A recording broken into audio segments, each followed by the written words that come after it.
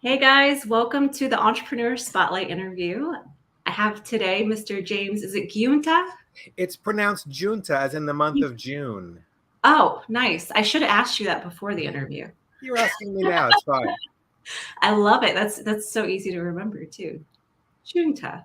Giunta. Okay, great. Well, James, we're so happy to have you here, and I appreciate you taking the time out of your super busy, awesome schedule and helping us all learn more about who you are and your little wisdom nuggets that will hopefully help all of us. So, and also we want to see how we can help you. Great. Yeah, Appreciate it. Very generous of you, Lauren. Thank you. of course. Let's go ahead and jump in. Uh, Tell us a little bit about your entrepreneur journey. How did it start? Where have you been? Where are you at today? Wow. Well, the early part, most of the entrepreneurial journey for me is not impressive at all. So I had a lot of trouble as a youngster. My mother died when I was a teenager. It changed my life, not for the better. I was a very immature man. I was involved in drugs and alcohol until I was 30. So when I was 30 is when it really began. As a teenager, I had a paper route, but I didn't really understand the opportunity and how to build it. A paper route is a business. I was a child at the time, but it's still a business, and I could have pushed it a lot further than what I did. Gotcha.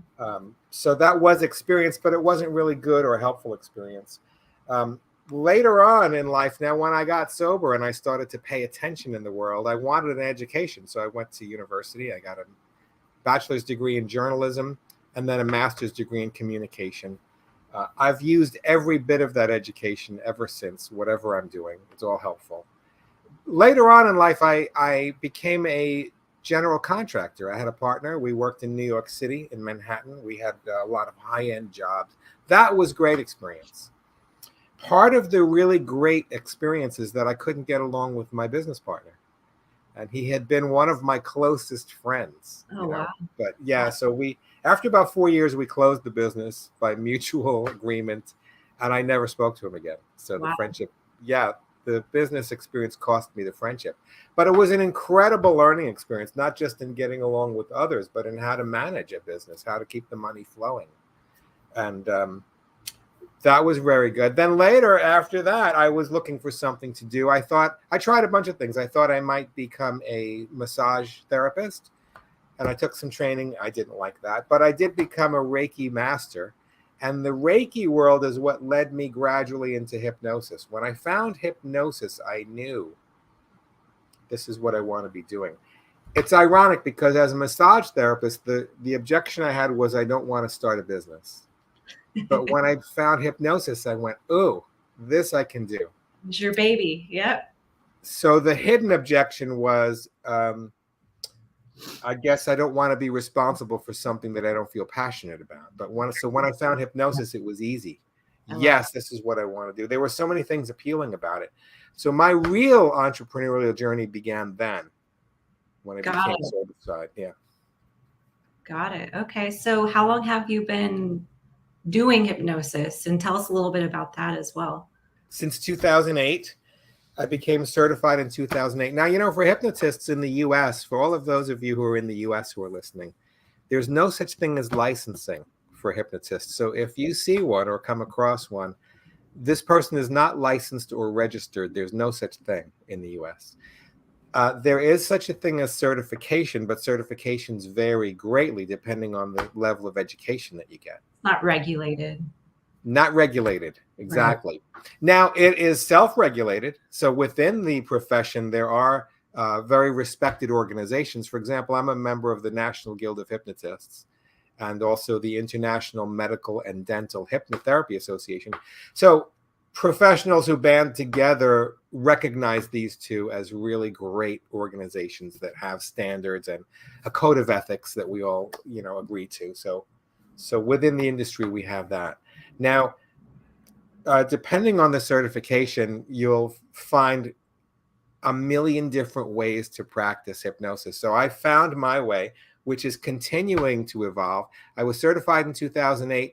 I became incorporated as an LLC in 2009, and I've been in private practice ever since. It's my main source of income. It's the thing that draws my attention. It's the thing that I need to do. Now, being good at a hypnotist has nothing to do with being good as a business person.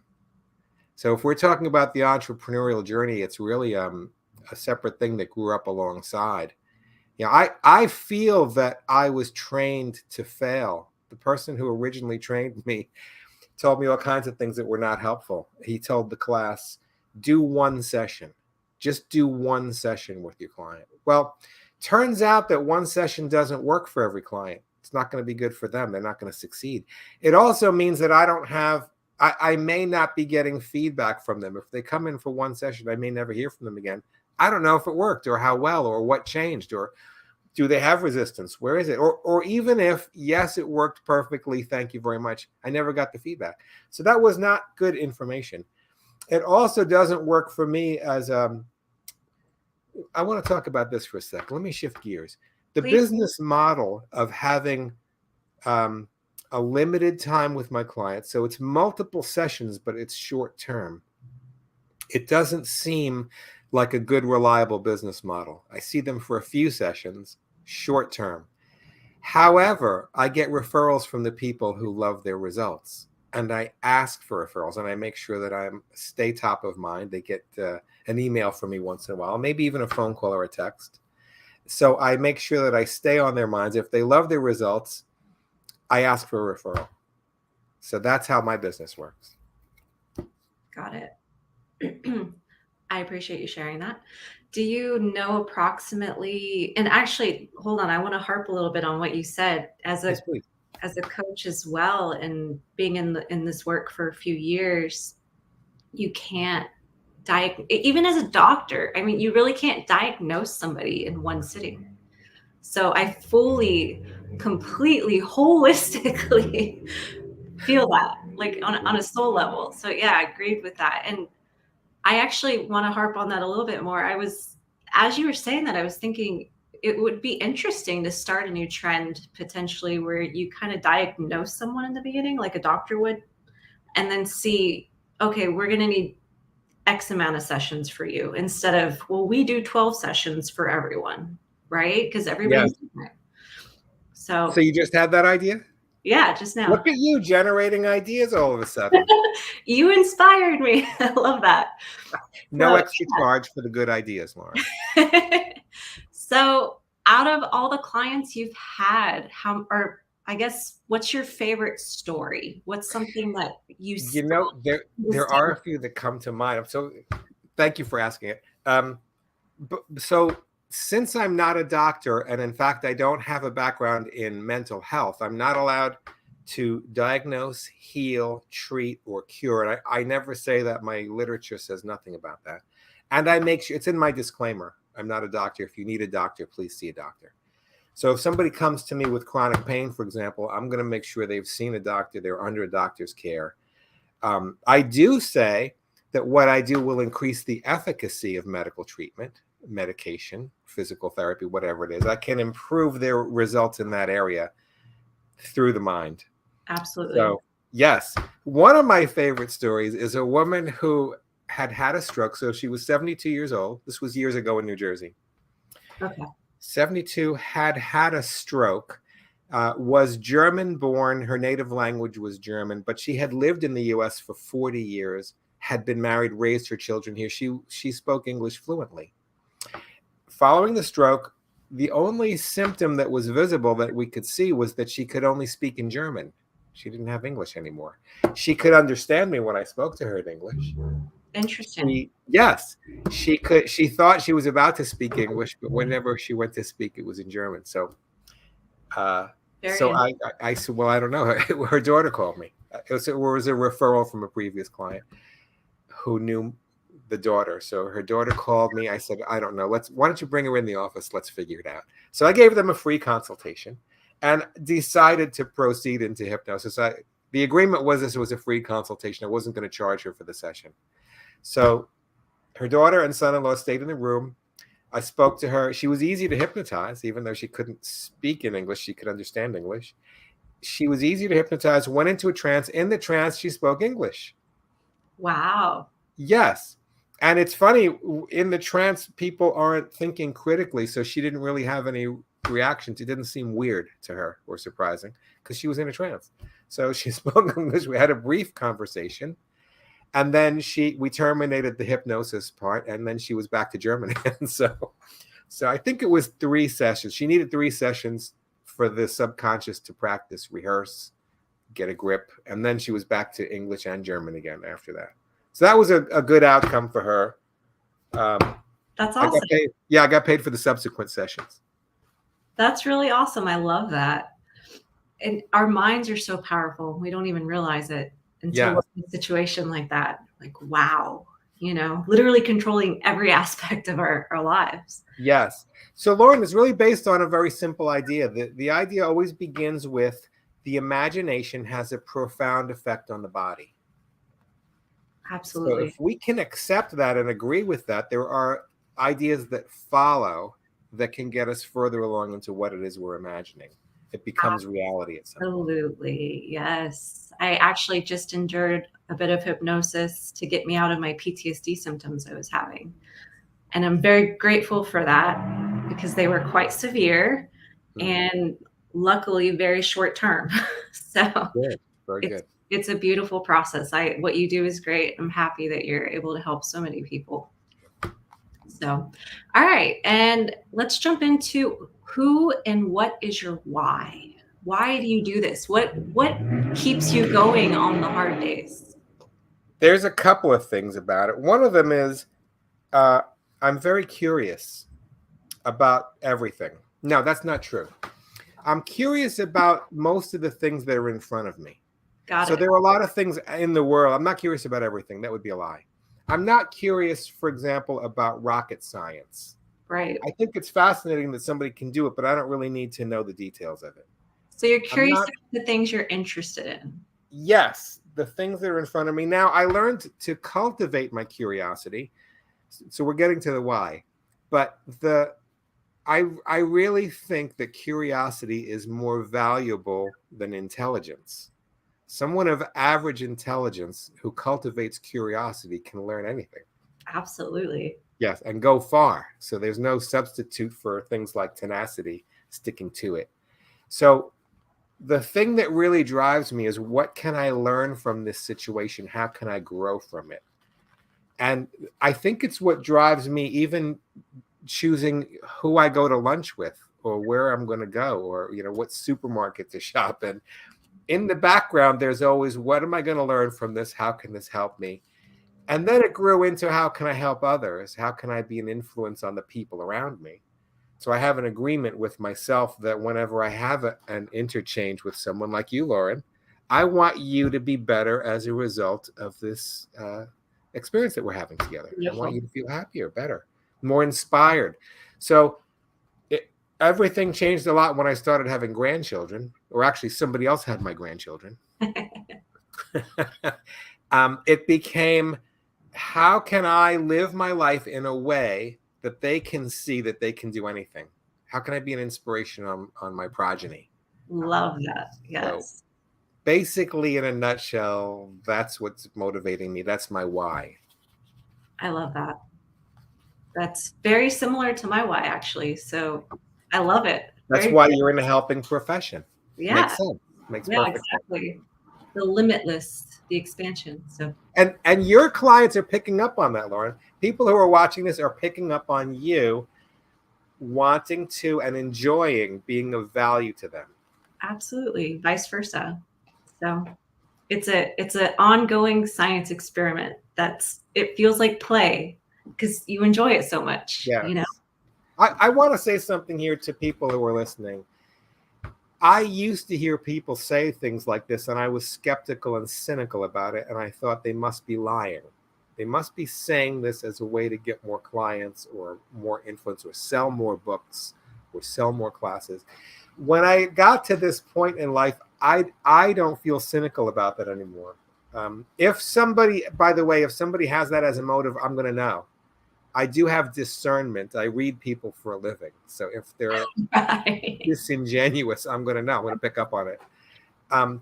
It's, some people love to play guitar. Some people love to drive cars. People like us love to help other people and see them get good results. Yes. It's a personal preference. It's something that we're drawn to.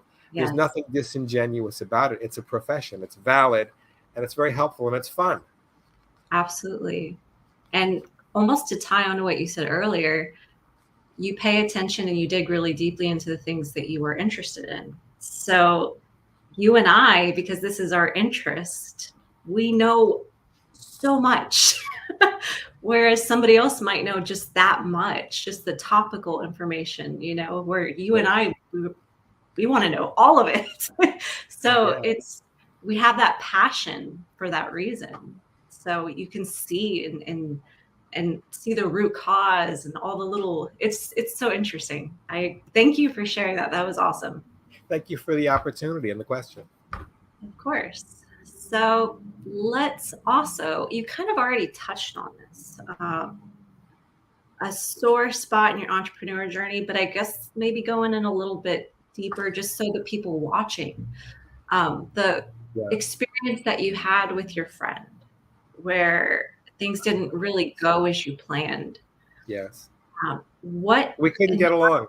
We couldn't get along with each other. So, what in hindsight, what lessons did you learn in a way that you can give back to others that may be in a similar situation or Yeah. maybe about to be in one, so that way Yeah. they can play smarter? I haven't had a business partnership since. I won't say that I'll never have a business partnership again. That's not true. I would consider it, and I've had joint ventures, and I've Got had it. projects that I've shared with other professionals. The thing that I missed the first time around that would have saved my friendship probably is that we didn't want the same thing, and we didn't have the same way of going about what we were out to get.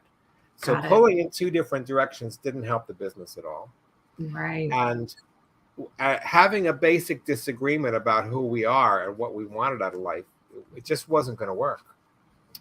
I should say, by the way, the business was successful in the sense that we were financially successful. We completed every project that we set out to do. Clients were happy. We profited continually. It's just that the relationship was so bad. And even when we parted company, we didn't fight about money and property. We just agreed, you take this, I'll take that. Let's divide it That's this way. And we moved on. I remember getting the final document in my hand saying that the corporation was dissolved. And I thought, well, yeah, I had some emotion about that. Well, is this all that's left? Is this piece of paper? So agreeing on the outcome and the goals and who we are as people, that's probably really the best lesson I got out of that. And by the way, that goes the same for relationships absolutely. or having a roommate or an office mate. You should really, yeah. If we don't have that agreement, it's not going to work out for the long run. Yeah, I was listening to an interview not long ago. I'll have to figure out the details on it. Maybe I'll share it below here. But the gentleman on the interview was saying, just because somebody can make money with you doesn't mean it's a good match. You need to make sure you like the person.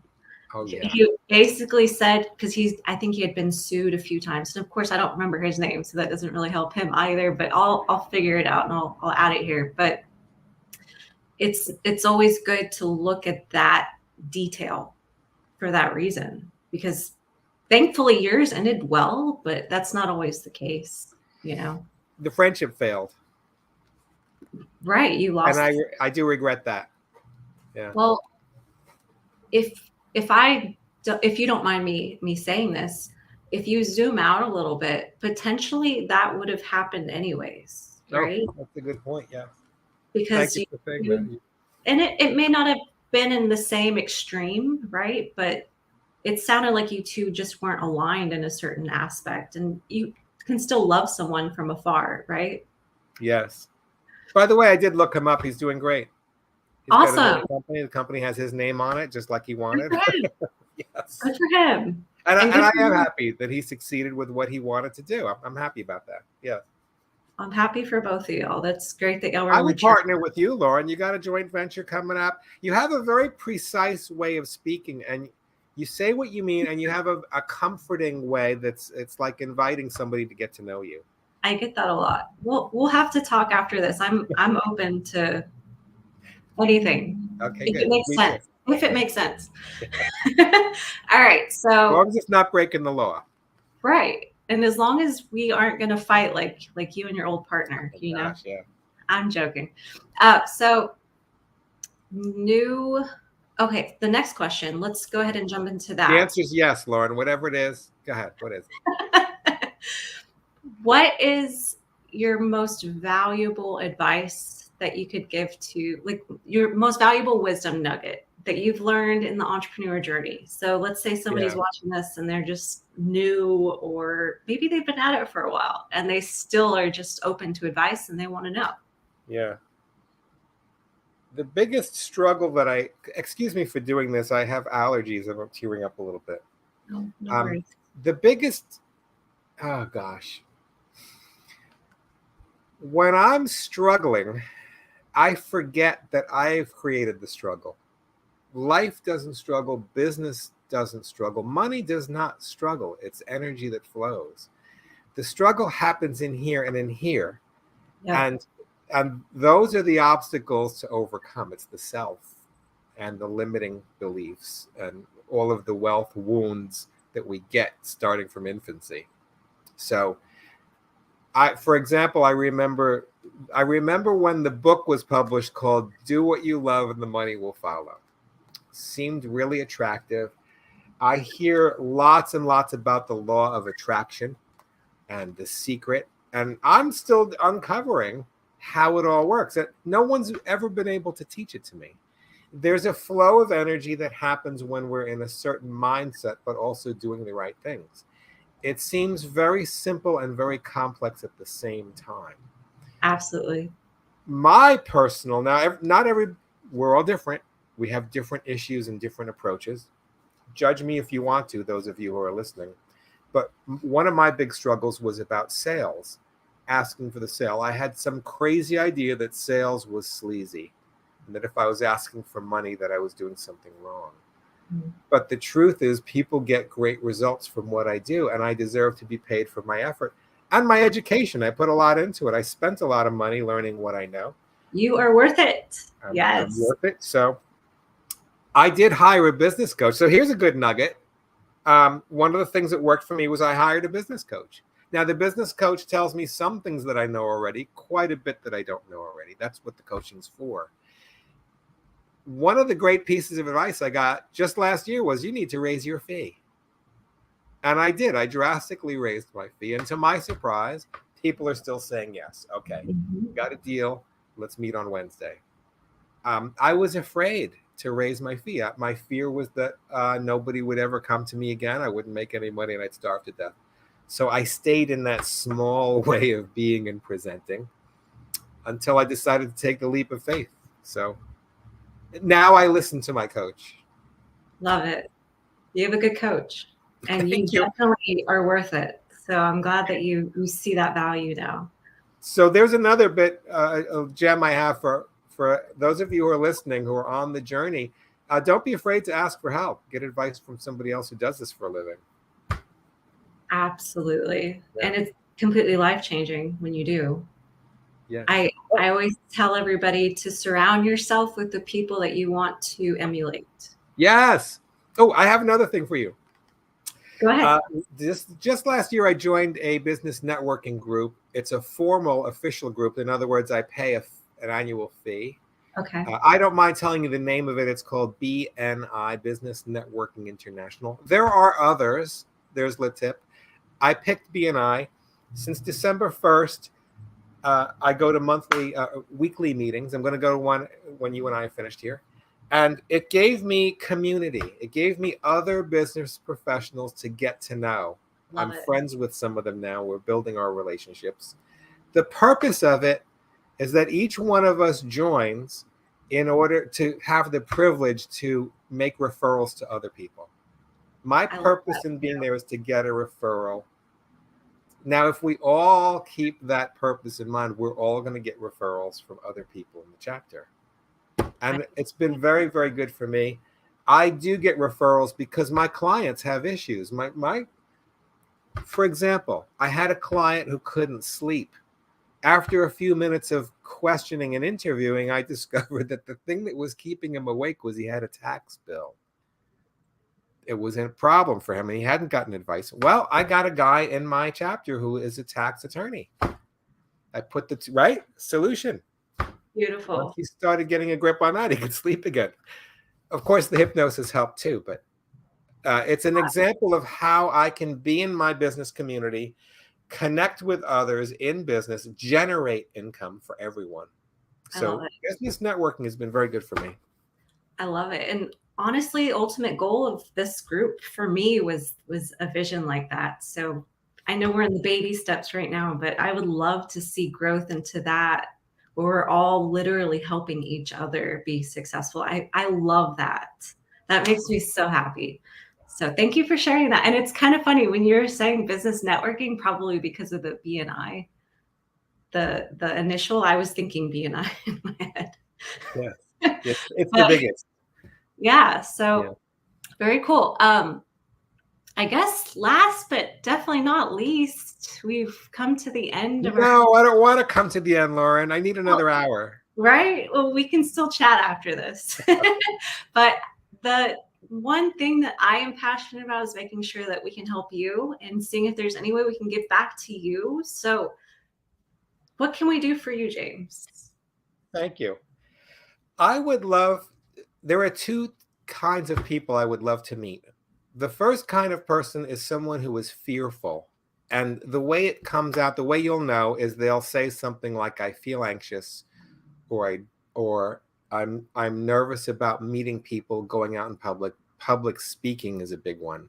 Someone who is nervous, anxious, worried, stressed, I can help them.